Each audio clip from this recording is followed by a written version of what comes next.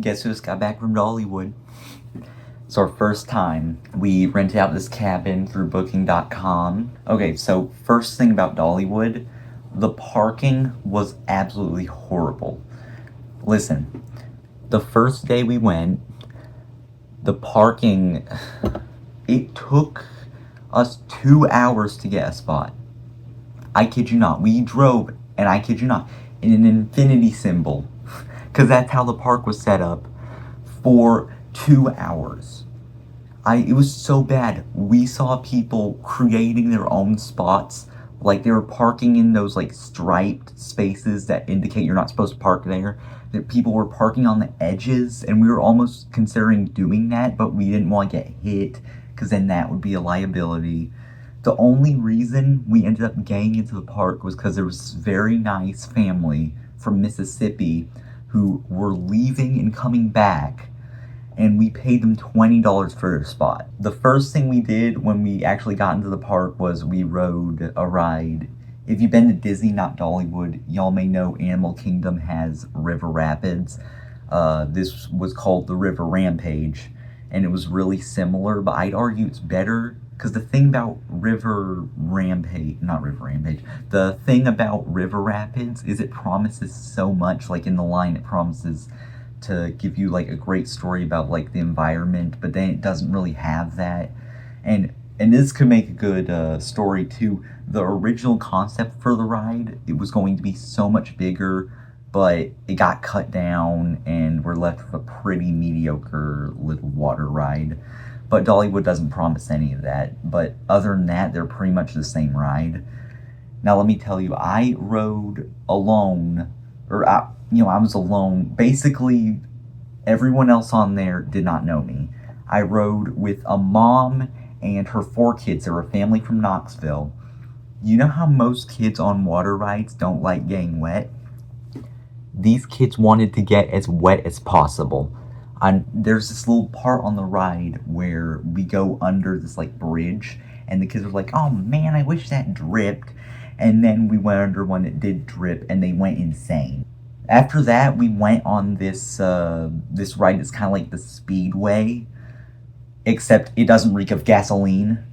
But something weird happened when I was getting on it.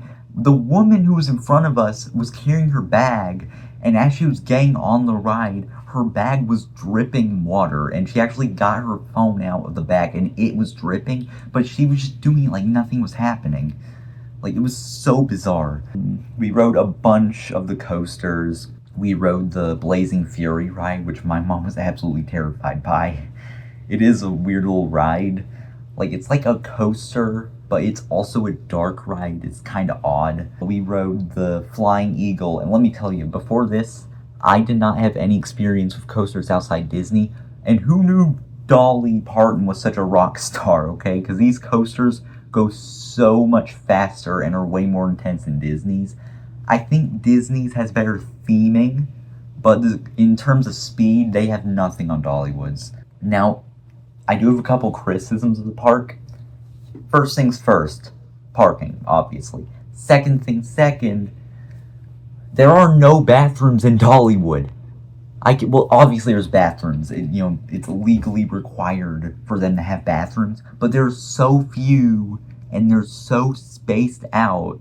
When we eventually did find a bathroom, there were so many guys. It was like sausage fest in there. Okay, I was in there. I was behind these 2 other dudes. One of them was just a dude, and the other one was a father of his daughter. I guess he got desperate or something. And we were waiting behind this guy in the stall who's an employee, and he's talking to someone on his walkie-talkie, and I'm like, do they not have faculty restrooms? Another thing is the speakers. Disney is very strategic with the way they put up their speakers.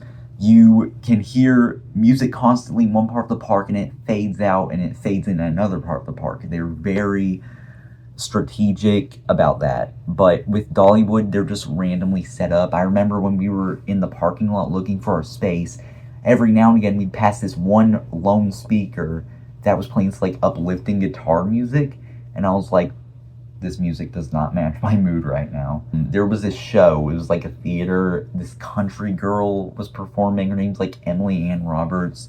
Now, I'm not into country music, I just don't, the subject matter, the like overly sappy sentiment, I just don't like it.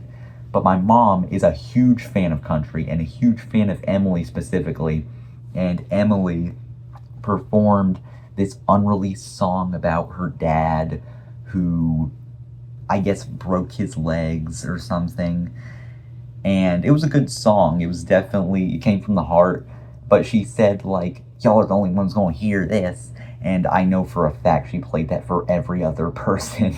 I'll tell you, probably one of the biggest inspirations in my life is my daddy.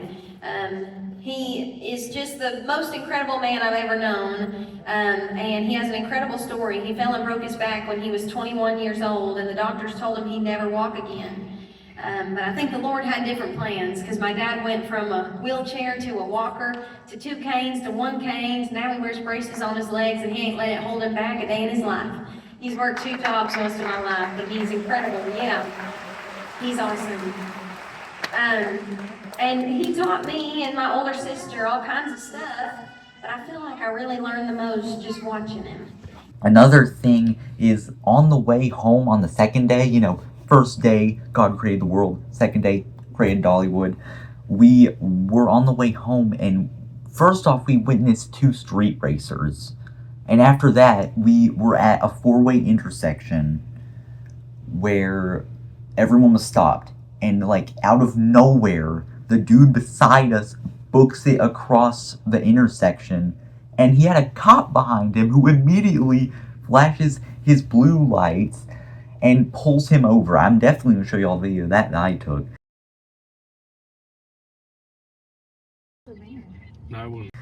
It was ludicrous. I just don't. And another thing, weed stores are everywhere. Literally, they're everywhere. It's so crazy because where I live, weed is illegal. And in Tennessee, they're just every few, every like foot, there's a store. Like you can throw a rock out the window and it hit a weed store. It's ridiculous. And then we went through a place called Sevierville, which is similar to that, except with moonshine. There were straight up billboards advertising moonshine, which I didn't even think moonshine's legal anywhere. But I guess I'm wrong. Now, something else interesting that happened is it was my mom's birthday over the course of the trip, and for her birthday, we did not go to Dollywood. We went to the Tanger Outlets, because of course we fucking did. And more importantly, I went to, guess where? Hot Topic. I went to Hot Topic. I went to go pay my dues at the temple. I also went to a box lunch, which for anyone who doesn't know is like Hot Topic light version. I didn't really like it. There wasn't really anything interesting there. I'd been to a box lunch at our local mall. I'd never been to a Hot Topic before. And it is everything you expect and more. I got a ton of band tees. I got 6 band tees and a hat. I got 4 Ball Out Boy. Nuts, Fall Out Boy. I had 4 Fall Out Boy shirts, 2 Pancake Disco shirts, and a Sonic hat. Which I'm not even that into Sonic, but I really wanted a hat and I thought it looked cool. So I thought, why not? Check it. See the price tag ain't even off. Look what I got. I got this one, which would definitely be dress coded. Absolutely be dress coded. Look at this.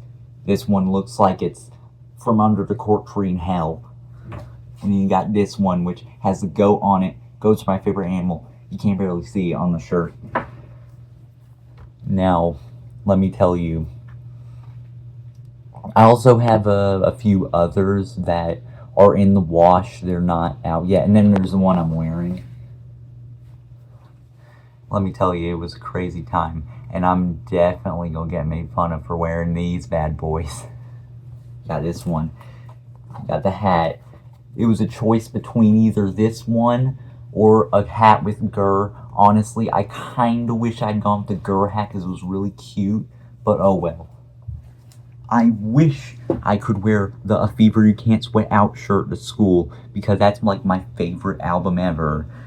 But I can't because it'd get dress coded because that girl is freaking doing that shit. And it's so... I need to make an entire rant about dress code because it's so stupid. Listen, let me tell you. There was a girl at my school I was talking to. She got dress coded because she had colored hair, which is too distracting. And let me tell you, if kids are getting distracted by the color of someone's hair, then maybe you need to step up your game, okay? But then there's like this one girl there who, I don't know how she gets away with it. She wears like booty shorts every day. Her legs like completely out for all the world to see. And and she never gets caught. I don't get it. I don't get it.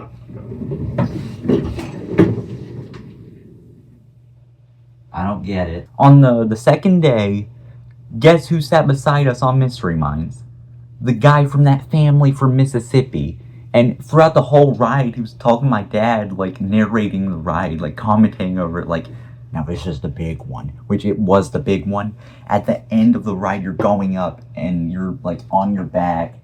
And there's this screen where, like, a billboard or something falls on you.